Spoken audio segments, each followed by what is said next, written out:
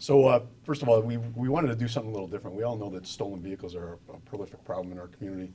We have an end in that, and from an enforcement standpoint, and we wanted to share what we're doing and what we've been doing over the last few months. And a lot of you guys have run stories on our stolen vehicle details that we've been doing. So we're just going to share some of those stats and some of those the work, but also the stories behind those. So you're a victim of crime. You wake up, your car's gone. You're reported. How much time did that cost you? How much time did that cost you and your family? Well, I spent about 3 weeks dealing with everything. I felt really violated, and I know it's only a car, but it's still my car, something I worked hard for. I didn't plan on really working, going back, planned on golfing, but they took my golf clubs, and about $500 probably out of my own pocket that I'm still dealing with.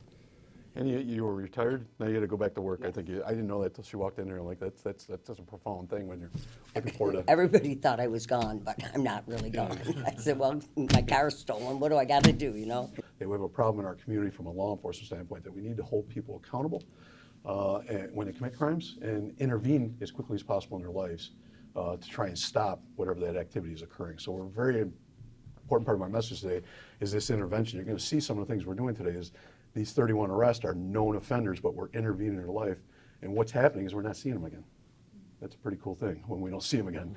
And so that's less victims in the future. And we all know that stolen vehicles are a prolific problem in our community. 4,000 victims this year of stolen vehicles. One of our jobs is to protect people from harm, so we got to do our law enforcement end. And what we did is put together a really prolific task force.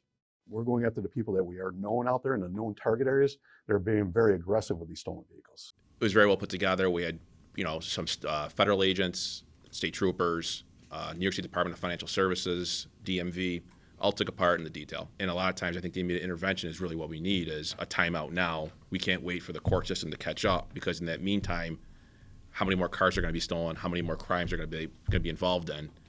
And much of the times, we call other agencies, probation, whoever, like, oh, it's so-and-so, they're very familiar. It's the same names.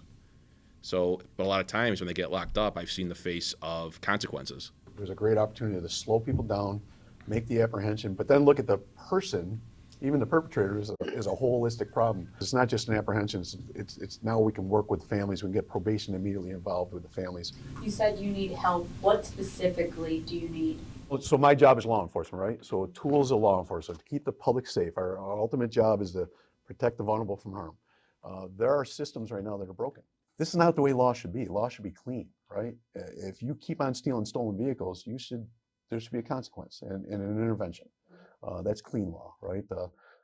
We've seen a recent proposal, Senator Kumi, and I champion him, criminal possession of stolen property. He wants to make that a bail-eligible offense. That's fantastic. We'll take every tool we can get. But grand larceny fourth is not bail eligible. So if you're stealing the car, you get an appearance that we catch you 2 days later in the car, we charge you with possession of stolen property then. We don't charge you with the larceny. It's another piecemeal towards the right direction of clean, comprehensive law, dangerous standards and repeat offender standards we've been asking for years. And then have judges look at the individual and say, do they meet those criteria, measure it, and then intervene. Also, if we're going to detain someone, they've been convicted of crime, I love our Constitution, but let's do something with them and get intervention in that kid's life. Get intervention in that house.